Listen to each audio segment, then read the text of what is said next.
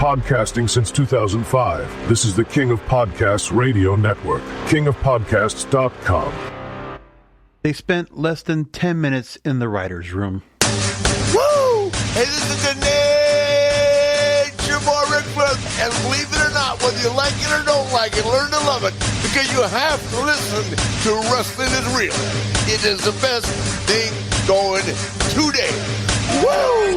The worldwide leader of podcasting excellence. The King of Podcasts radio network proudly presents The Wrestling is Real podcast, because wrestling needs us.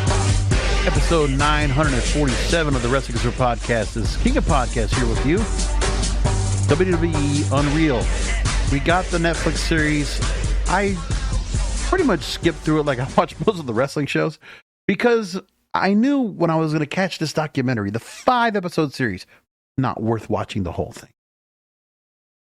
They want to make this look like Ultimate Fighter. They obviously and very clearly, where Triple H was talking about, he wanted to replicate the Formula One series that was on Netflix that helped to amplify Formula One racing so that people got to know the characters, know the people, and get a little more involved.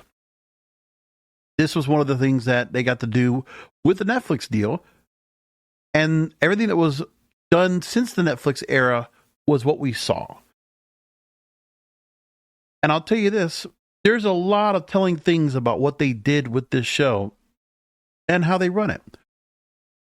Because the only part I cared about, if I was going to watch anything on this particular series, was what was the feel of the writer's room. Okay? Of any good scripted series. Look, and this is the thing. If you don't want your wrestling to be totally scripted, I understand that part. There is a common ground here. Yeah, I don't want... I mean, I've heard Tommy Dreamer on Busted Open talking about Unreal and the fact that, yeah, you don't want to have someone given a script or a card and they have to memorize it. No. They should have talking points. And the talking points should be created by a creative team that says, okay, this is the direction we're going in this particular storyline. Here's a start, here's a finish, and what we have in between. You know, there's a difference between too much scripting and too little. And right now they're not even at scripting. They're not. They don't want to do that. They just are thinking that in WWE you're going to just let these stars go out there and cut promos natural, off the cuff, impromptu, without very little guidance or anything. And that's the part that really bothers me. I mean, when I look at some of the storylines, some of the promos that we get, we're not getting anything overly memorable. Because it's one thing to be said about who you get out there to cut the promos. When you have certain stars that have been around for a long time, yeah, Cody or John Cena, yeah, they're going to know what they're doing. Randy Orton, Drew McIntyre, yeah, they're going to know what they're doing. CM Punk, more or less, but he's been a little more pandering than he's been anything else. And that's fine, but like some of these other stars and the chances they give them to go ahead and cut promos out there, they might have gotten promo time on NXT. That's not saying that the promos that they cut there were good. That's not it either. But when we look at the writer's room and what they were doing in the writer's room, there's no leadership whatsoever. When I look at Triple H sitting back there with his water bottle, whatever, protein shake, whatever he's got on his person, and he's talking to some of the other folks in there, and they're just going over ideas. Now, this is all for show. We know this is all for show. They're just out there doing a segment after what was really the writer's room segment. Okay. And they come in here and say, okay, well, let's just do this here. We're just going to go ahead and, we're going to give a performance. We're going to just reiterate what we just said in the meeting, but then for the cameras for Netflix, we're going to do something a little different. Because they spent no time in the writer's room. That's telling you everything you need to know. They're not going to do wrestling the way it was. They don't want to do what they did. Somebody pointing out on social media, okay, it is with SummerSlam coming up now, being a 2-day event this weekend. 3 years now that Triple H basically took over the pencil, where it's basically him running the show. Maybe some guidance from Vince McMahon a little bit after that, Maybe got a little bit of guidance from there, but for the most part, Triple H had control of the pencil. And he inherited a decent situation because you're talking about being over a year removed from COVID and the Thunderdome. Yeah, so you're on an upswing. People are really excited getting to go back out like it was, and then going to Nashville and getting to have that big crowd out there full and doing what you did out there, right? You had great matches going on too. A very good card. But where we're at now, compared to, big story. If we had to go look back at what SummerSlam was in 2022, I'd love to go and figure that out. Just go back to that again, just to remind myself. I want to go back to that. That moment, what Triple H was inheriting in 2022 when he first came out and was now controlling the chief creative officer by himself. You have Bianca Belair and Becky Lynch, Raw Women's title, and Bianca won. Logan Paul beating The Miz. And then you had Bobby Lashley over Theory for the United States title. The Mysterios with Rey and Dominic over Judgment Day, which was Finn Balor and Damian Priest at the time, and Rhea Ripley was at ringside. Pat McAfee against Happy Corbin, dumbass Corbin, right? Usos together defeating Street Profits for the undisputed WWE Tag Team Championships. Liv Morgan over Ronda Rousey. That was Liv Morgan's big moment to come out there, and she got the pinfall on Ronda Rousey, taking herself to another level in her career. And Roman Reigns and Brock Lesnar. And Roman Reigns winning a last man standing match for the undisputed Universal Championship. So that was in the peak of Roman Reigns with Paul Heyman out there. The Bloodline was on top. That's what he had. He had the Bloodline storyline kicking ass. Had the Judgment Day kicking ass. He brought out Damage Control. Okay, new faction for Bayley. All that was great. Bianca, Becky, top of their game. Awesome stuff. And where are we now? If you look at the card now, currently, I think there's a step down from it. Aside from John Cena, Cody Rhodes, that we have coming up, a rematch from WrestleMania. Tiffany Stratton and Jade Cargill for the women's title. Randy Orton and Jelly Roll versus Drew McIntyre and Logan Paul. For Logan Paul now is, at this point, okay, put him in a celebrity match. Gunther and CM Punk for the World Heavyweight title. Judgment Day now with Roxanne Perez and Raquel Rodriguez for the women's tag team titles against Charlotte Flair and Alexa Bliss. That's okay. Roman Reigns and Jey Uso now. Roman Reigns being relegated to working with Jey Uso in a tag team match. That means nothing. Again, no title picture, no main event picture here. And Sami Zayn versus Karrion Kross. That's your first night. And your second night, after John Cena, Cody Rhodes at the top of the card, Naomi, Rhea Ripley, Io Sky for the women's world title. That'll be good. Becky Lynch and Laura Valkyria in their blow-off match. No disqualification, no count. And if Lynch wins, Valkyria can no longer challenge for the title as long as Lynch is champion. Again, one-sided stipulation. Valkyria gets nothing if she wins besides the title. Okay. Sol Sikoa, Jacob Fatu, United States title, steel cage match. All right. We'll do previous predictions a little bit later on. Dominic Mysterio and AJ Styles for the IC title. That's great. Wyatt Six, who are now your tag team champions, in a 6-pack tables, ladders, and chairs match. So Dexter Lewis and Joe Gacy will be a part for Wyatt Six. Andrade and Rey Fenix is another team. DIY is another team. Braxium, another team. Motor City Machine Guns, another team. And Street Profits, another team. Okay. That's a cluster right there. So that's their plan. I just rolled out with both cards. Do you see a drop off a little bit here? I do. Because some of the stars that we have now that have taken some of those other spots. Lyra Valkyria, I don't see it. We're going to play back the promo that she did prior to Becky Lynch coming out to set up the heat in the go-home show for Raw to set up for this match coming up this weekend. Sami Zayn, Karrion Kross. I mean, Sami Zayn, they want to just keep putting him in such a... Now he's in a featured role. And Karrion Kross might be on the way out, for all we know. You put Roman Reigns in semi-main event, and since he's lost Paul Heyman, for whatever reason, they think that's like, well, Roman Reigns can't be a main event guy right now if he doesn't have a Paul Heyman. Really? If he doesn't have Bloodline. Really?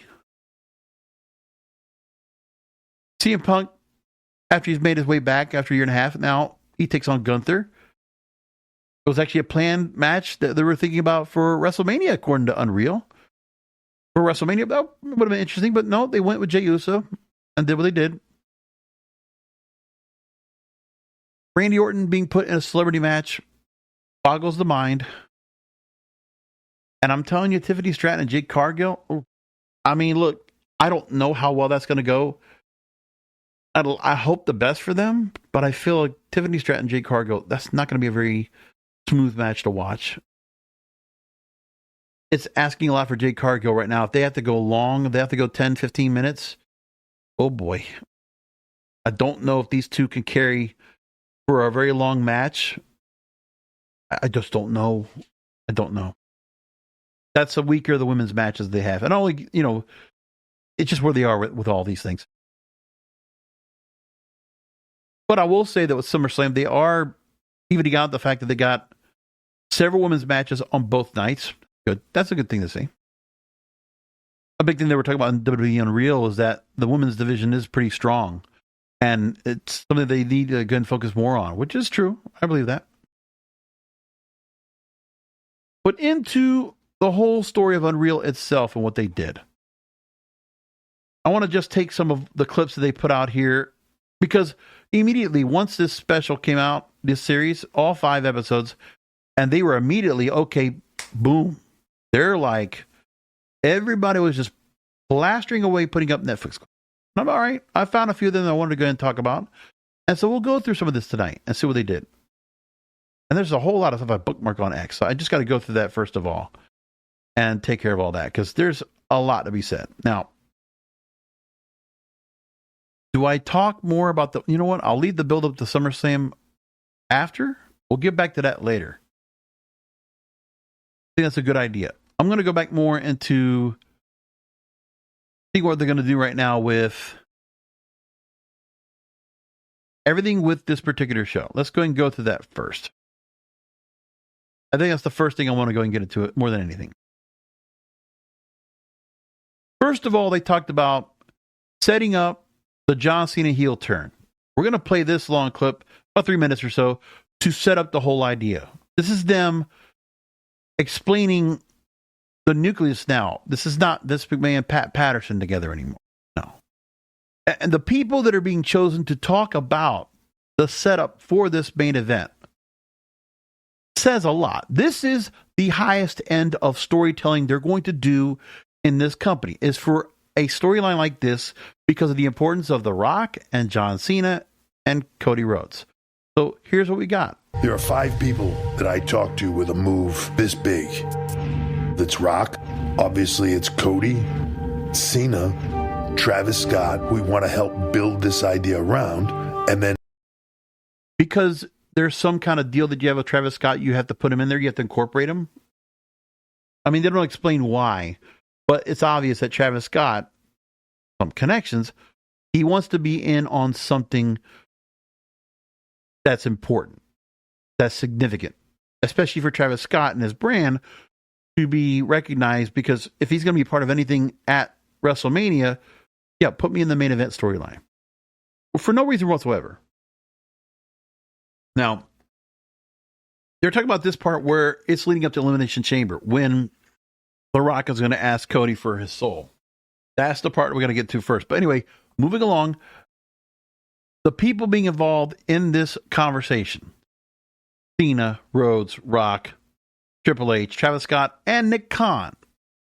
And here's where Triple H goes on from here. And WWE president, of course, Nick Khan.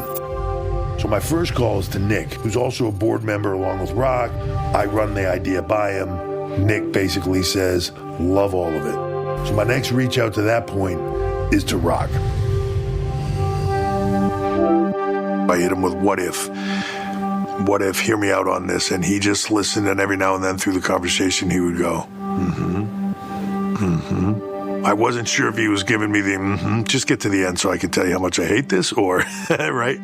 And I got to the end, and he was like, "Wow, man, I got to tell you, I think that's genius. Like, let's, And he immediately started riffing thoughts and ideas, right? So we spent probably like another 30 minutes on the phone together talking about this, and the more we talked about it, the more we were both getting excited about it and like into it. All right. There's more to it. The thing is that Triple H, in this corporate structure, he can't be the one that says, we're going to do this, we're going to do that. This is all by committee as well. Nick Khan kind of has to give a sign off. The Rock, being a chairman of the being a chairman on the board of directors, has to be involved. And of course, it's their storyline, so Rock is going to assume some creative control of his own. Like, you don't think he's going to have that? Of course he is. And then John Cena, those are probably the major players. They have to make sure that they sign off on this idea. And it could have been that John Cena probably brought up this idea. Triple H is going to go with it. And then Rock starts throwing ideas into it. And I mean, how many of these ideas that Rock might have had will Triple H veto or even say no to? Because I don't think The Rock had any kind of direction from anyone else. I think he went out there at Elimination Chamber and he was on his own. I'm going to figure this out, brother. That's it. And he went on. And of course, they had to call Travis Scott to be a part of this. My next conversation is with Travis Scott. I make sure Travis is comfortable with the creative. He loves it and says, let's do this. Why did Travis Scott even need to be anything important of this? Like, why is he integral to this? He showed up once and then one other time at WrestleMania, and that's it. There's not much he's doing over here. Is he even getting paid for this? There's no on-air character for him. There's nothing leading up to anything. He's just showing up at a couple pay-per-views and then he gets to be in there for a second. That's it. And he took one serious shot on Cody Rhodes, which he shouldn't have done. But, And here's the rest of this. Somewhere in there, Cody hits me back. I get with Cody. When I hit him with it, he's like, holy shit, I didn't think that's what you were going to say, blah, blah, blah. Wow, that's really cool. Sounds like towing the company corporate line. Because, I mean, what is Cody going to say? I mean, he's in this. He knows he's going to drop the belt. And, they were going to make changes already with all this here, where Cody's not going to probably hold on to that belt for much longer. So it's like, okay, what do we do to get the belt off of Cody? What's the plan with him and John Cena? He's probably just going to go along to get along. Then I talked to John. John's the best with, he's like, well, before you say it, just know if this is what you believe in, I'm in. I said, John, okay, let's take the bullshit hat off.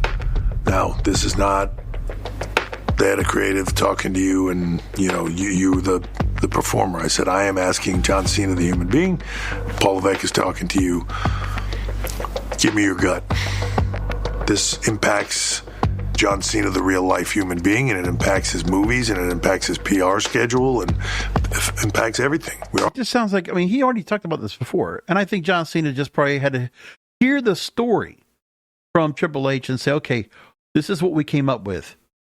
John, are you good with us doing the heel turn, doing it like this? And that's what it was. And I think John Cena just wanted to do it because it was a chance to go and refresh the character. Do what Hulk Hogan did at Bash at the Beach 96. Something. We're honest with each other. I said, give me your gut. You like it or you don't? And he was like, I like it a lot, actually. And when I hung up the phone with him, within a minute and a half, I've gotten 3 different texts from him of thoughts, ideas. And so I'm like, all right, he's engaged. So once we get to that point now. And who knows what time that John Cena had out here. By the way, the limited time that they all have, Rock is like, hey, he's doing whatever. So he got 30 minutes to go and talk to him because The Rock is getting in his head and probably kind of directing Paul, this is what I'm going to do. This is how it's going to go. So again, Rock asserting authority. And if anybody's probably asserting authority at all of this group is The Rock. So the reason why the storyline went like it did with John Cena's heel turn, which is why they're going to probably have to retcon it this weekend, where John Cena and Cody Rhodes are going to probably do a double heel turn to correct the record. It's because The Rock was the one that was in control of that storyline. And The Rock probably asserted his authority, his creative control, and then Triple H is having to be the one that say, well, as head of creative, I got to make everybody else buy in on it, including Nick Khan. And I got to talk to Travis Scott. Tell you what. Embarrassing. How are you supposed to run a company with that kind of committee right there? Like, there's nobody here. The Rock might not have been the best judgment of character about how to handle this story, because he's got to look a certain way in the storyline. And remember, he doesn't want to get overly involved. He's like, I just got to come in here as final boss, do the whole thing. I'll come up with this quick idea. But he's not going to get involved with the rest of it, which is really clear. The Rock, maybe Triple H was trying to persuade back, hey, Rock, you need to be a little bit more into this whole story that you're talking about. And he's probably fighting back, pushing back and saying, no, I don't. No, I don't. I got other things to do, man. I got UFL to do. I got movies to go and promote. No, I don't have this. I don't have time. I'm shooting something. So that's the whole part. That's probably how it worked out. All about the pop. All about this environment right now of having things that happen that will create a reaction. Nothing to do with the matches and what happens in the matches. They're just matches. It's just a sporting event. It's a sport. They're treating wrestling like a sport, but it doesn't make any sense when you have predetermined finishes still. You're not worrying about win-loss records. It doesn't matter. And there's so many matches that don't have titles that don't even make a difference either. You just have matches, just have matches. And people just have a grudge and all, and that's it. It's like Ultimate Fighter. Who cares? Brian Alvarez, Dave Meltzer talking about this on Wrestling Observer Radio about the fact that all they're doing right now in WWE is just matches.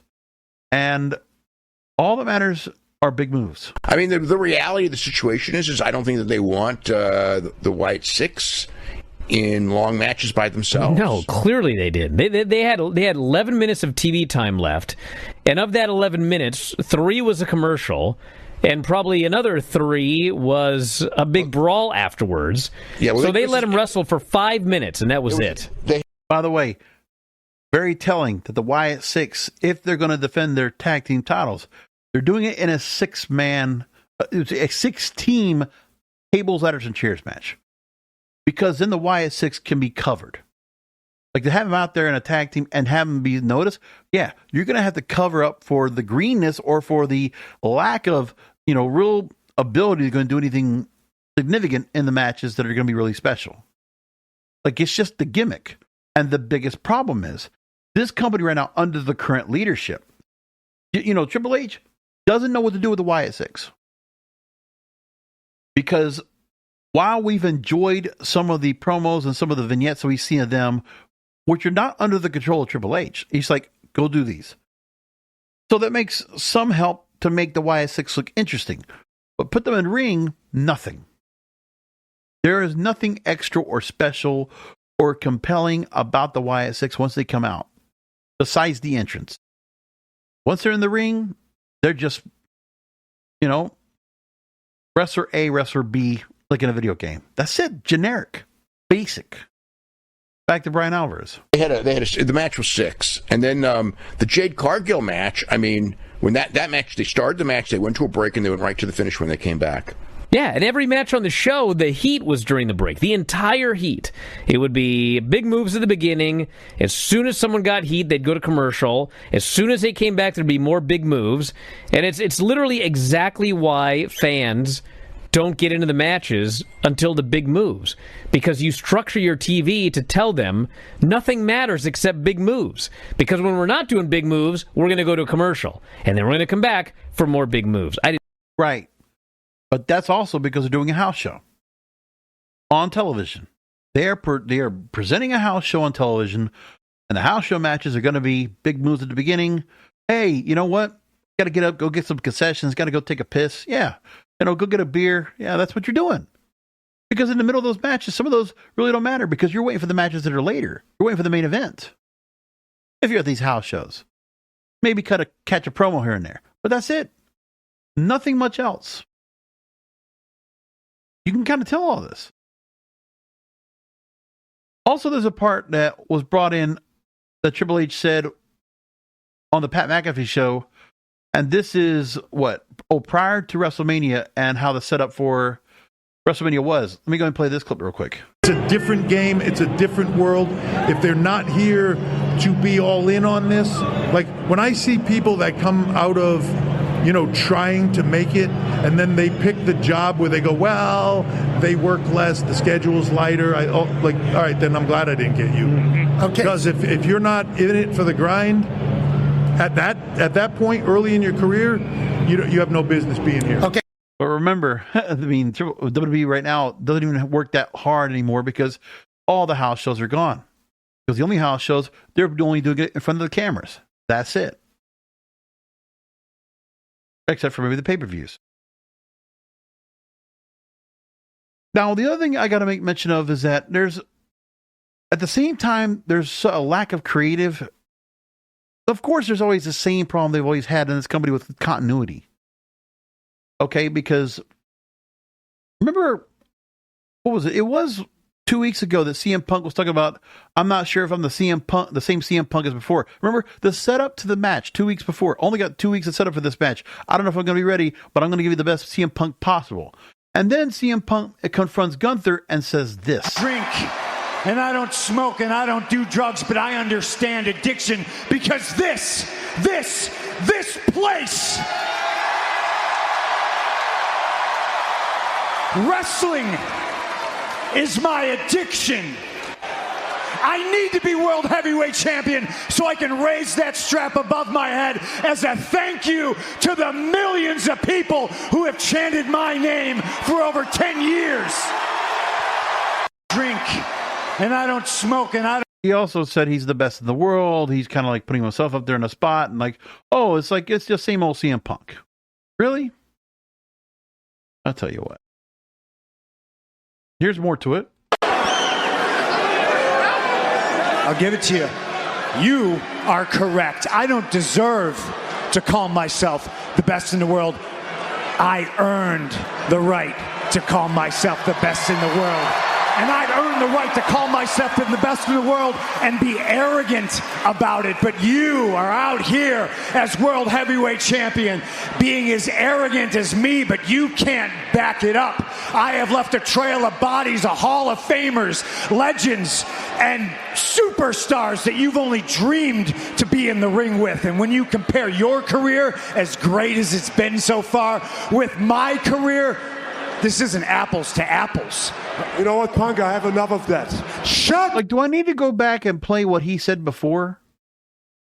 Do we need to go back 2 weeks ago and play what CM Punk said before this? Let me just go back to that.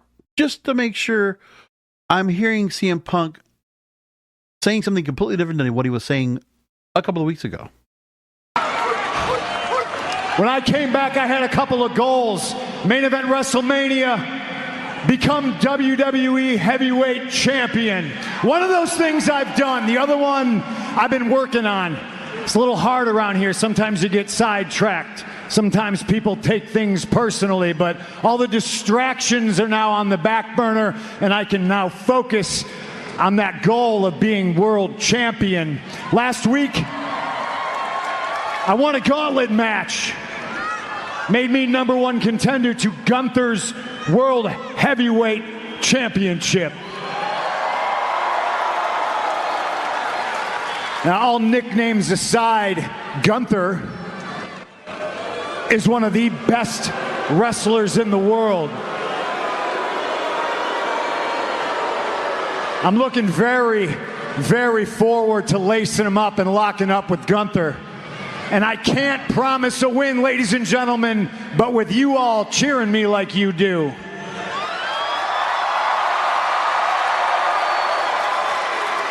And hand to the screen, anybody sitting at home watching on Netflix, if you're going to be there live in New Jersey for SummerSlam, I can promise you that I will leave it all in the ring. I will not quit. I will give you everything I have. Yeah, it sounds completely different. Sounds like he almost basically did the complete opposite of what he was saying in this promo against Gunther. So the inconsistency's off. Right? A little bit off on the inconsistency. Did you also notice this week on Raw that we have another El Grande Americano? So Chad Gable's still hurt.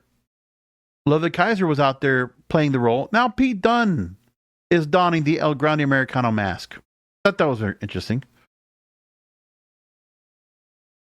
But as I said, look at what we're doing here in terms of the booking of CM Punk. Okay, so he gets to this. This is the thing too. Okay, going back to Unreal. So CM Punk now is getting a chance to go after the World Heavyweight title against Gunther, which was a plan they had talked about. Because on the Unreal show, in the writer's room, they had talked about possibly seeing CM Punk win the Royal Rumble. Therefore, he could go after Gunther for the World Heavyweight title. The Rumble matches? Sure. So, who do you see winning the Rumble? Punk. If the two options are Cena and Punk, I'd say Cena because this is his final year. I feel like he should play the hits, kind of. I think it's more of like a classic moment in time. Hey, remember John Cena's last year? He won the Royal Rumble, did all like that. Feels like Cena to me. You're telling me you have John Cena for one more year, you have him with what, some 25 odd dates, whatever, and going into the Royal Rumble, you don't have a plan for him. Now, they didn't say necessarily when this was being scheduled, but I'm guessing this is like early January that they're looking at this right now. And John Cena's already back. And you're telling me you didn't have a plan for what to do with John Cena? Is it that hard? They didn't have no idea about what to do with him and what they're going to do with his retirement tour. No plan. And right there, all these guys, CM Punk should win. You could have just had that match if you wanted to. Okay, CM Punk wins the Rumble. He never won it before, right? He got injured the last time. So what a fitting tribute for him to go and win this time around. Finally hit that notch on his belt, right? Interesting. More of this writer's room. Again, of the less than 10 minutes that we even got on this series. Whereas I feel Punk could beat Shane. Let's just back up off of that. You see Mania, the main events is the same right now. Cody, Cena, Punk, Yeah, if I could get the math to work, I'd still go for fucking put Jay in one of those spots. I just can't. Currently, with the world we live in, I can't figure out who gets left out. I mean, I'm kind of like... Okay, so going back to that. I mean, if you're looking at who you have that you could put into a setup, I think CM Punk would have been the right move. And then what they did with John Cena and Elimination Chamber was the right move as well. I think what they did in Elimination Chamber was very well done. Remember, what they did in Elimination Chamber with John Cena winning to get a title match and the heel turn after that, yeah, very well done. I like that. That was good. You're right. Elimination Chamber, we saw the heel turn. And then Rock doing the whole soul, want to get your soul on the Raw before. So leading up to that heel turn again, that night, the start of the heel turn was well played out. Well, keep saying that. I think everything they did with that was the right move. But you tell me you can't figure out what to do with the Royal Rumble. Just had no idea. And by the way, no thought about any of the young stars. No Braun Breaker in the thought. No, you're just not thinking about anybody else. But they were thinking Jey Uso. Okay. Which, outside favorite would have been a shock. And he was. And of course, Jey was already getting over with his entrance. And that's fine. I didn't have a problem with that either. But they also didn't book him well leading up to after that when he gets to go and go after Gunther the World Heavyweight title at WrestleMania. Until very late in the whole skin of the game when they put Jimmy Uso, get him involved, where they finally got Gunther to get some heat. Anyway, back to this Royal Rumble thought process here. And it got me thinking about Jay. Like, well, can you get Jay in that match? I think in the case of Jey Uso, when somebody catches fire, they just catch fire. And sometimes you have to alternate all your plans. Who do we have on our roster that's hot, that hopefully is maybe new and fresh, and all of a sudden Jey Uso's checking all those boxes? And then you have to start worrying and wondering, is that individual up to the task? He wasn't necessarily up to being at that task the way they booked him. Okay? They did no favors with Jey Uso the way they set him up. Where Rikishi was right. Remember, IC title, he gets it, loses it very shortly. World Heavyweight title, wins it, loses it very shortly after. On television, by the way, not even a pay-per-view. So I think they decided to go ahead and just for the sake that he was going to get a big pop if he won the Royal Rumble and get a big pop when he won the World Heavyweight title at WrestleMania, that's all it was. But they really didn't care anymore about what Jey Uso was doing because what is he doing right now? Not much. He's still somewhere lingering around that main event picture. He gets in the gauntlet matches and things like that, but what else has he done? He just is the entrance right now. He's not cutting any big promos like he was before. I mean, and even if it was, remember the whole pacing, the kind of like trying to figure out what to say and like really get in some real heat, because remember that promo that he did against Gunther, and like this is the week after Jimmy Uso got bloodied and pummeled by Gunther, only for the fact that Jey Uso comes back out and he's just pacing around. He's not like super vitriolic, frothing, should be wanting to go ahead and put his hands on Gunther and lay him out, but he's not. The Royal Rumble, not having any plan of what that would be, that's crazy to me. And you have the thought process, yeah, Jey Uso should be in the Final Four of that match. And you could have it where he won, but the plan they had for him was no plan.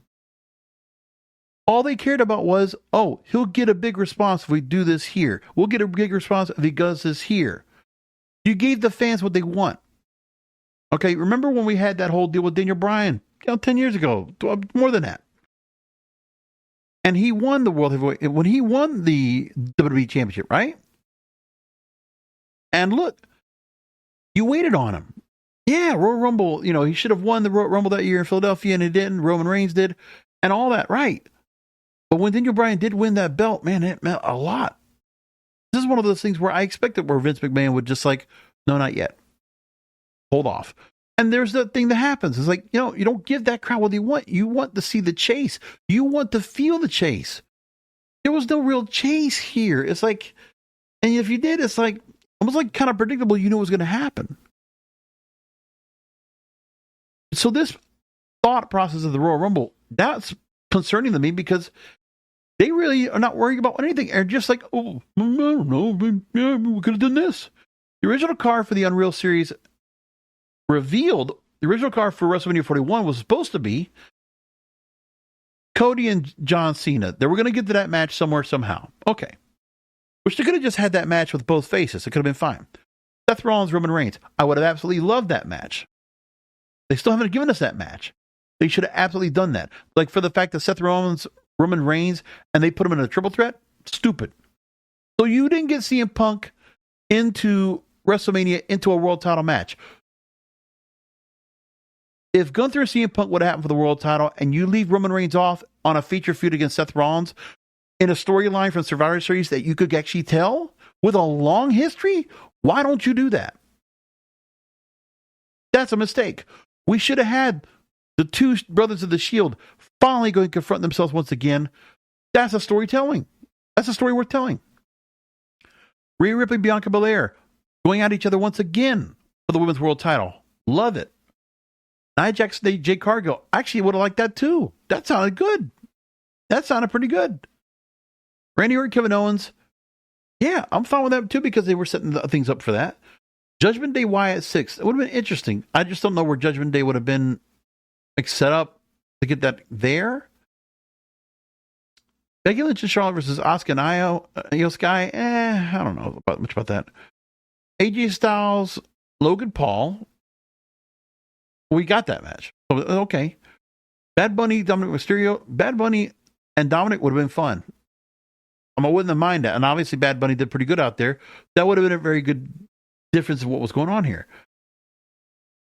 Braun Breaker and Drew McIntyre and Stone Cold as a special guest referee. I don't know how you'd get Stone Cold in there for and how that would work, but okay. But Braun and Drew, after the whole thing with Damian Priest, yeah, I guess. I mean, for Braun Breaker to continue to kind of build him up into that picture, get him up against a major main eventer that's had, multiple world titles, yeah, that's not a bad idea. Rey Mysterio versus Chad Gable as El Grande Americano? Yeah, that's fine. I would have been fine with that. And Travis Scott would have been at Rey Mysterio's wing at ringside. Then Jey Uso versus Damian Priest versus Sami Zayn versus Sheamus versus Ludwig Kaiser versus Bronson Reed. Ladder match for the IC title? That's a waste. I don't like that at all. They would have had ladder matches for both the IC and US titles. And you would have had Nakamura, LA Knight, Santos Escobar, Jimmy Uso, Andrade, and Solo Sikoa, and Carmelo Hayes in a US title ladder match. Those ladder matches sound stupid, but it would have been a way to put them on the show. I mean, I don't know. You could have done something else. Nah, I don't like those ideas. But there's a handful of those matches that would have been a lot better. Seth and Roman would have been great. Gunther, CM Punk would have been great. Rhea Bianca, once again, I would have preferred that too. Nia and Jade would have been interesting to me. But yeah, they everything else was like, I'm not too much of it. But anyways, that was the plans that they had. And then when they talked about CM Punk to win the main event against Roman Reigns, Seth Rollins on night one, and they had other thought process of what they would do on where would Roman Reigns go after all this is done, and where Punk would also be all this. But here's what happens. Here's what we get with that storyline of a match that didn't matter at all, except for the fact that Paul Heyman was this caveat, right? He's the prize of that match, that triple threat. Here's what they said in the writer's room. What do you think is the best finish there? Personally, just your opinion. Punk over. CM Punk over Roman Reigns and Seth Rollins. That's what he said. Michael P.S. Hayes. All right, go ahead. I think where we left off was sort of still on the Roman Punk set stuff. I'm of the opinion that Punk should go over at WrestleMania. I agree. Is Heyman going to fuck Punk over? Like he is in his corner, but he's still trying to do the shit for Roman. Punk should go over, and not only should Punk go over, but Heyman turns on him. Doesn't work. Punk overcomes Paul, beats either Roman or Seth, whatever he's got to do. Right? Punk survives, and not only survives, but thrives. There's always logical roads to go down to get the story where you want it to go. And sometimes the logical road becomes predictable. If it becomes predictable, you need to pivot. Not seeing that? No, I see all of it. I just hate the finish at Mania. What do you mean? Punk going over is great, but Heyman decides to go with Seth and ends up that way. Feels much more shocking of this whole time Seth manipulated this whole deal. I agree with that. Seth? But we'll have nothing. And by the way, we still don't have anything in that storyline about really how Seth Rollins and Paul Heyman got together, except for that little bit of like, I'm going to do you a favor. That's all we had. Remember, it was a stupid favor. That's all we had. That meant nothing. That we heard nothing about it whatsoever. Even if they could have given us something more to that, okay, fine. I understand the Seth Rollins alignment with Paul Heyman, but that whole storyline has not fruited anything whatsoever. As I said, Braun Breaker is stuck now in this group. Like Dominic Mysterio is stuck with Judgment Day. He is. They both are. And Seth Rollins, I don't know what he needs Paul Heyman for. I mean, now, yeah, Seth Rollins has the Money to Bank briefcase, okay. But I mean, yeah, whatever. And then Bruce Pritchard jumping up there and saying, oh, that sounds like a good idea. There's no continuity as to why. Oh, just, okay, we're just going to do shock value for shock value. No. You have no payoff. You build this up for nothing. It's like, okay, we're just going to do it just for the shock value. Let's not make it make any sense. That's the part I have a problem with. And they keep doing this over and over. And it's clear in this Unreal show, and the couple of little segments, the little bit of nuggets we got out of this whole show, I don't care about the backstage stuff. Seeing Abyss back there on comment, there with the headset, or, seeing Bobby Roode back there. I don't care about any of that. I'm not worried about, here's Rhea Ripley with whatever, and Cody with Brandy and the kid. That's fine. Okay, yeah, that reality show stuff. That's the whole humanizing. Oh, look, these people are just, that stuff's not for me. That's for like the rest of the fans. They're trying to go ahead and draw from Netflix or wherever else to watch WWE in the first place. Like 90% of what they were showing on this show wasn't even something I'm going to care about. Because it's not that part I really care. Show me the writer's room, the creative. That's what I want to see. And this is what we got. Whiteboards all around. And, some of the people in this booking committee this year, I'd have been Kevin Sullivan and Bob Mould for all we know. But at least Kevin Sullivan would actually book, and there would be some direction to it. Even with Vince Russo, at least I would know there would be like some continuity to the storyline. At least we would know a couple things were going on in between. But, anyways. No, what did the Unreal series want to talk about? Oh, the behind-the-scenes stuff while they're, doing the show. Because the creative part, the real storytelling part, they want to do on the fly at the shows. It's not in the writer's room. They're going to just let the agents do their thing, and that's it. And, they'll figure out how to go and get the storylines going. You're leaving everything up to the agents for whatever reason. That's what they want to do. So here's what they have from Bruce Pritchard and and Michael Hayes and all with the Raw match that was a main event match with Punk and Seth Rollins. How over are we right now, Billy? How long? Minute 45. They're caring about how much time they're over. This is not USA Network. This is Netflix. Why are we caring about this part? Like, what is there? Is WWE going to get charged for like satellite time because they had to go a little bit longer? Really? Oh man! I'll tell you what. Once guys are in the ring, there's not a lot you can do. On his shoulders, looking for the go to sleep. He connects with Punk's finishing move, the GTS. Come on, man. We got to go. We got to go. From producers to writers to talent, everybody has to be able to edit on the spot. If I was going to cut You're telling me we couldn't have figured that out before? What's the referee doing out there? These guys are just going on as they want. There's no set schedule. Netflix only cares about the commercials they're running. They have a couple of spot breaks in the 2.5 hours or whatever that they run, and that's it. There's no set time. There's no overrun. There's nothing like that. They can just do whatever. They have, somewhat of a certain allotment of time they're going to do. I guess they're probably not to go over 3 hours, but there's no setup of that. And if I remember correctly, when they talked about doing the Netflix Monday Night Raw setup, the whole idea was they don't want to have where the match ends at this certain hour. There's no overrun anymore. So we're going to have a way to have the main event be important because you're not going to know what's going to happen at the end. You don't know when it's going to end. And that's the point here. There's an example of this right here. These guys making up bullshit about, we're running out of time. Anything, I would cut the anaconda vice out. Just throw that out to Phil. Oh, stop! Now using Rollins' finishing move. Sorry, Bruce. Bruce, I'm pushing him, Bruce. I'm pushing him.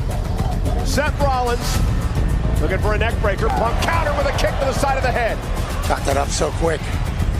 Running high knee. Rollins caught him, intercepted him this time. We're going to get a buckle bomb here. They cut it out. Yes, Bruce, we're heading home. We're heading home.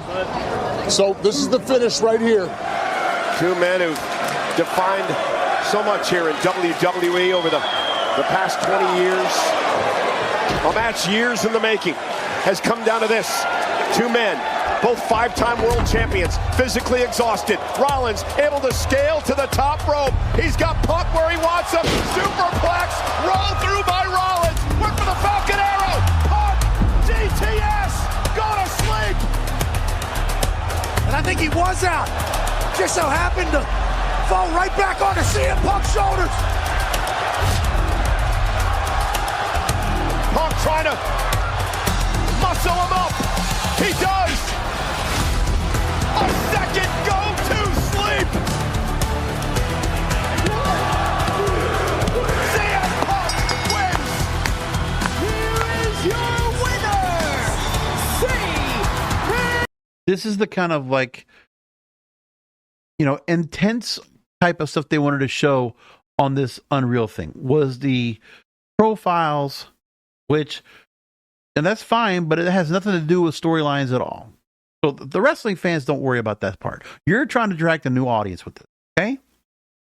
So that's what Unreal was. If you wanted to know what Unreal was, that's what the 5 episodes were. Saved you 5 hours, okay? Now let's talk about what they actually did. If they're doing anything the storyline wise, it's what they do outside the ring, which are produced by other people, not the agents, right? Let's go through some of the things they did this week to try to build things up. Let's go in order of maybe what was possibly better than other things. Let's at least go with Sami Zayn and Karrion Kross to set up their match. Now, the delivery of Karrion Kross, I don't have a problem with. But remember when we had these guys face each other before? Just a quick reminder. It wasn't at Saudi Arabia, right?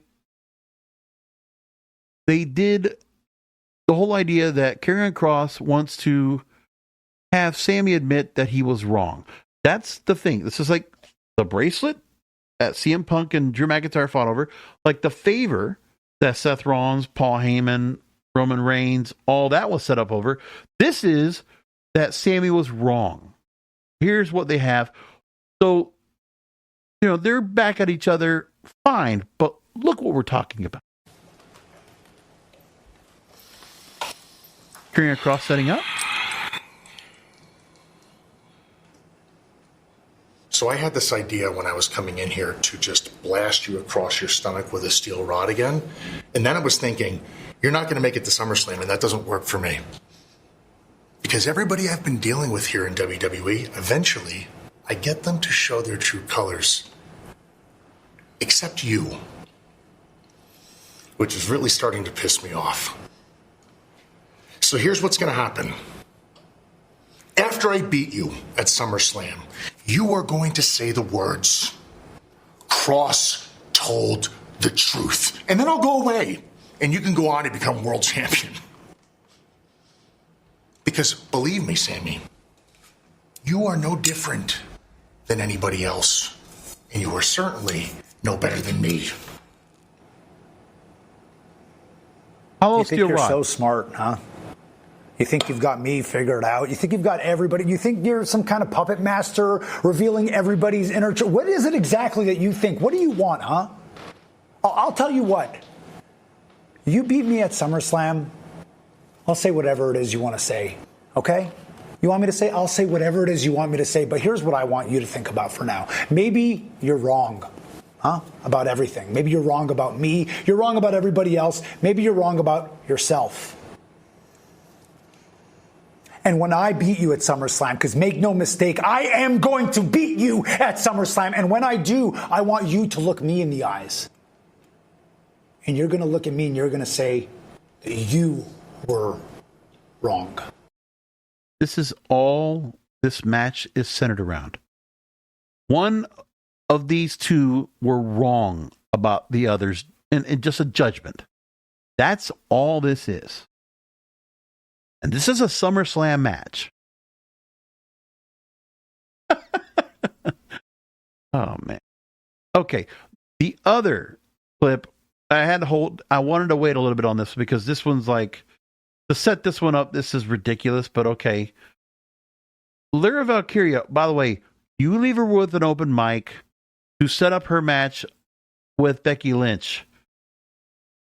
And this is what she decided to go ahead and say. Yeah, she's got her big blue clogs, her shoes, to match her skirt. And she comes out. And she's out there. She looks small in the ring. So small.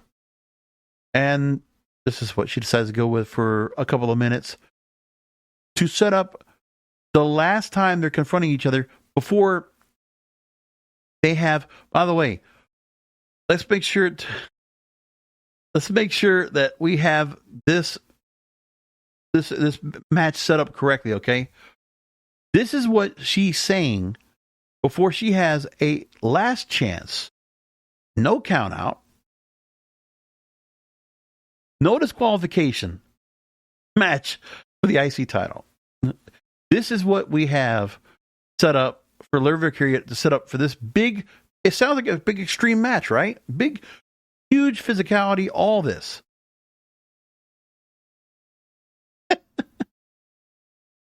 No disqualification, no count out, last chance match, big time. Here's Lyra Valkyria. In 1 week, I will be standing here as your first ever two-time Women's Intercontinental Champion. You got to go and pipe up the sound on that. By the way, that doesn't matter. Okay, so they've only had a couple of people who've been IC champion. Doesn't really matter. Moving along. Or I will have failed, and I will never again be able to challenge for the title as long as Becky is champion.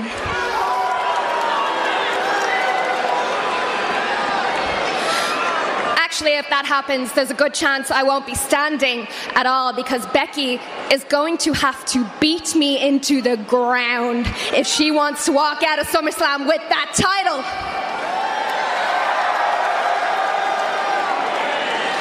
Look, I already know that Becky doesn't like to play by the rules. In fact, that's the only reason that she was able to beat me for the championship in the first place. So I thought, fine, let's try it her way. Can't break the rules if there were no rules to be broken, right? And some of you guys, you might think that I'm playing right into her hands. But the thing you need to understand is, I've seen everything that Becky Lynch has ever done. I know exactly what she's capable of in this type of matchup. But she doesn't. She's getting whatted. And by the way, I'm sure that juvenile delusional fandom in that crowd, they're probably saying, hey, shut up. Like, don't bury Lyra Valkyria. You don't what her. Don't treat her like the jobber. Don't do that to her. We're simping over her. All right? Doesn't know what I'm capable of. In fact, I'm not even sure if I know what I'm capable of. All I know is I am prepared to go to a place that I have never gone before and do. We've heard that before a billion times. By the way, when Becky Lynch is getting hit with a kendo stick, it's like, okay, Lyra Valkyria, watch. When my hands go up, arms go up, hit me on the side.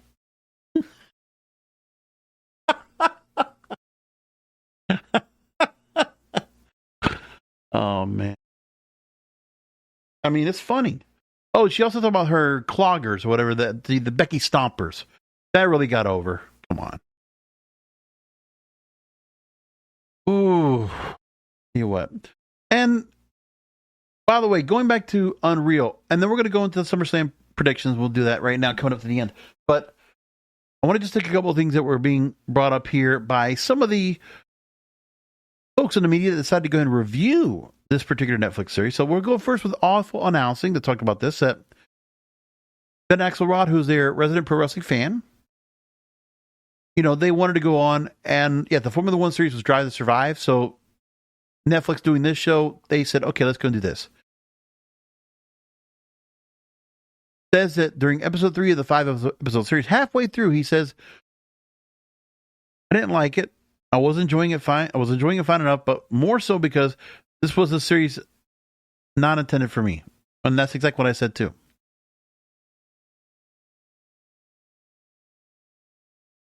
Now, yes, Drive to Survive single-handedly spawned the new generation of Formula One fanatics, but yes, WWE wants to go and do the same thing. Fine.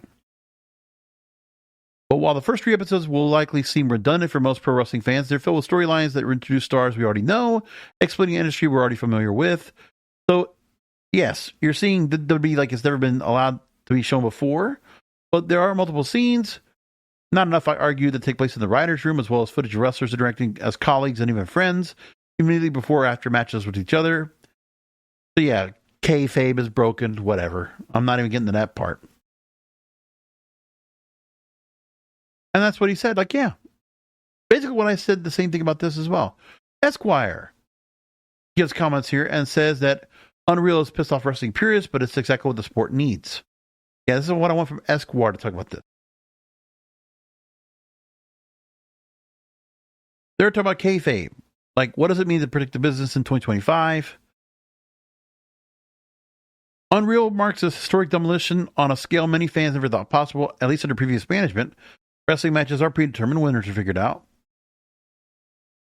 And that the show stands at the intersection of the sacrilegious and the sublime, with the industry's old guard reacting exactly as you'd expect. Jim Cornette says that Unreal is the proof of the sacred cows of wrestling are carcasses rotting in the sun. It's come to this, says. Quote, I don't want to see these fucking writers or their room. I don't want anybody else to see it either because it's fucking embarrassing. The larger-than-life stars WWE will be rendered into trained chimpanzees who do what they're told by nebbish writers. So people are getting caught up in the whole kayfabe stuff, which is stupid. Doesn't matter about that part. And then we hear about the director that produced the series. He wasn't even a wrestling fan when he decided to go and do this. So this is not like Dark Side of the Ring here. Okay. Didn't even know what kayfabe was. Well, okay, if you're not a wrestling fan, yeah, you wouldn't know what it is. Chris Weaver is his name. But the thing was that Chris was able to go ahead and give the kind of programming that Netflix wanted. When asked by Hollywood Reporter, was the genesis of the show sort of a Netflix demand as a companion program to Raw? Was this sort of this unprecedented access a caveat to that $5 billion deal? He says, well, you know, we did quarterback and receiver, another season of quarterback with Netflix. We already have an understanding of what their sort of expectations and what they expect in a fall series like this because of history. Oh. I remember we watched Full Swing, Formula One, Drive to Survive, and wanted to see how it was approached, what the commonalities are. We learned more about these shows and where we are with WWE and Rio, but this is a different beast, so there were similarities, there were differences, but we had an understanding of what Netflix wants.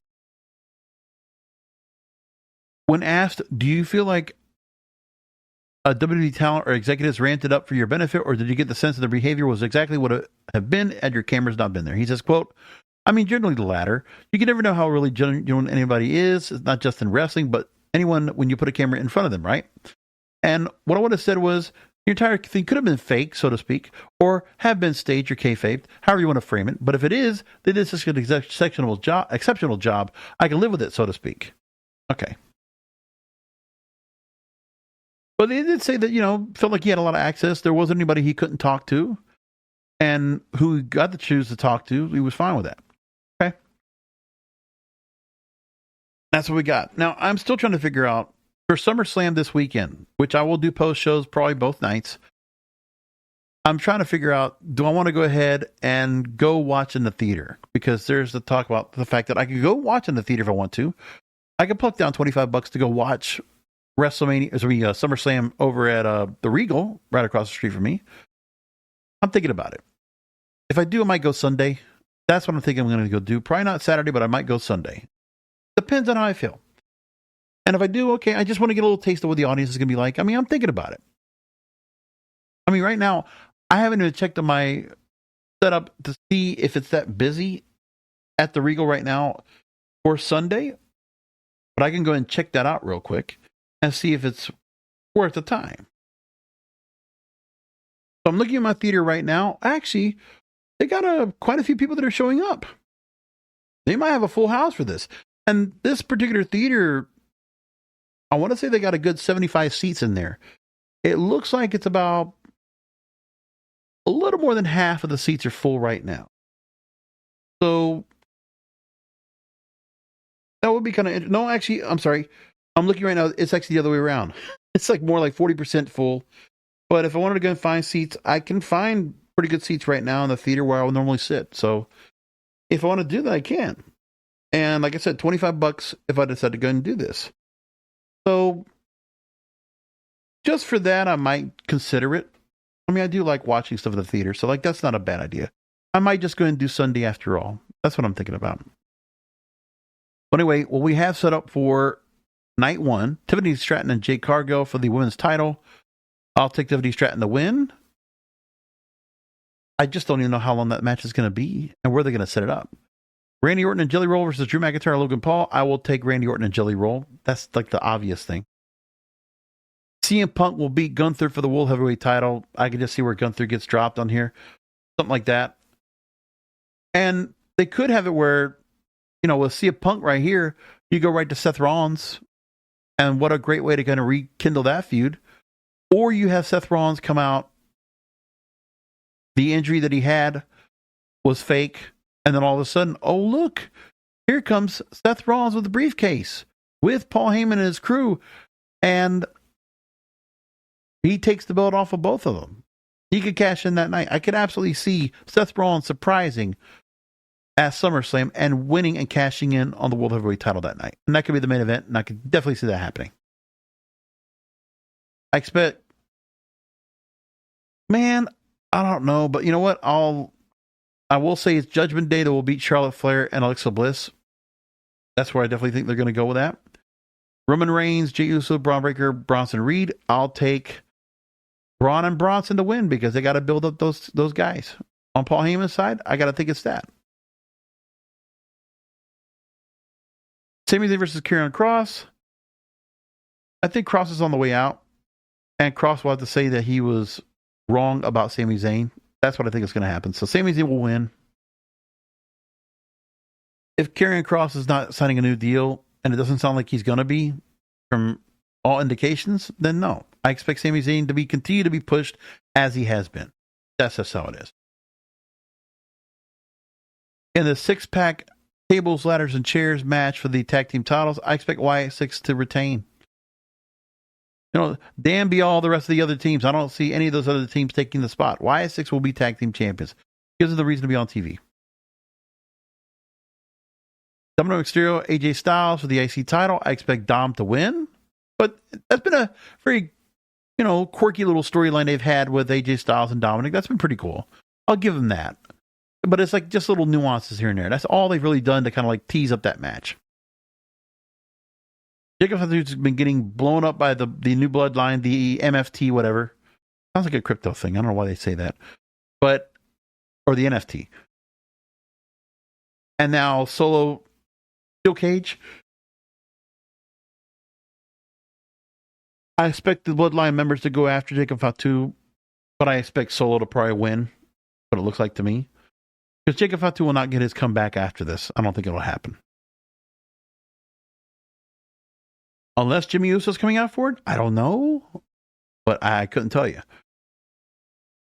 I expect, I don't know why, but I think Lyra Valkyria will probably beat Becky Lynch for the IC title. Women's IC title, who cares? Naomi, Rhea Ripley, Io Sky, triple that for the women's world title. I expect Naomi to retain. And I expect John Cena to beat Cody Rhodes. No question about that. I expect John Cena to win. Street Fight also works for them too as well. Make him go long as they want. Who else? Who knows what else might be brought in? But it's just those guys. I don't think there's any other outlying people that are going to be a part of this. So yeah, John Cena, Cody Rhodes. I expect that, and I expect John Cena to win. And again, we will probably see the double heel turn, and Cody will get his heat back on John Cena as the heel. That's what I expect. Pretty much it. So yeah, I think I'll look at SummerSlam. Probably go on Sunday. Check it out and leave it from there, and then like just see what happens. But like I said, I will go and come on back this weekend, and we'll do post shows for both and see how it all turns out. And I think my predictions are probably pretty good.